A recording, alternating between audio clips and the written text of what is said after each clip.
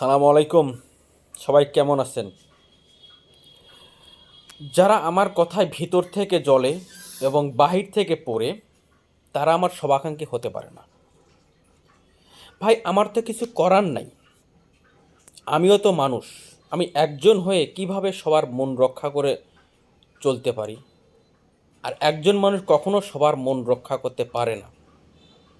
আসেন তাই সবাই মিলে একসাথে মিলেমিশে থাকার চেষ্টা করি। মানুষ মানুষের সাথে শত্রুতা করে বেশি দিন টিকতে পারে না। হোক সে আপন ভাই, পাড়া প্রতিবেশী, সবাই। শত্রুতা করে বেশি দিন টিকে থাকা যায় না এবং সম্পর্কে দ্রুত তৈরি হয়।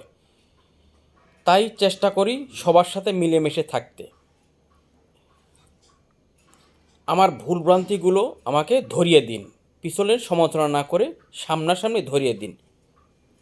অন্যায় হলে শাস্তি মাথা পেতে নেব। ধন্যবাদ।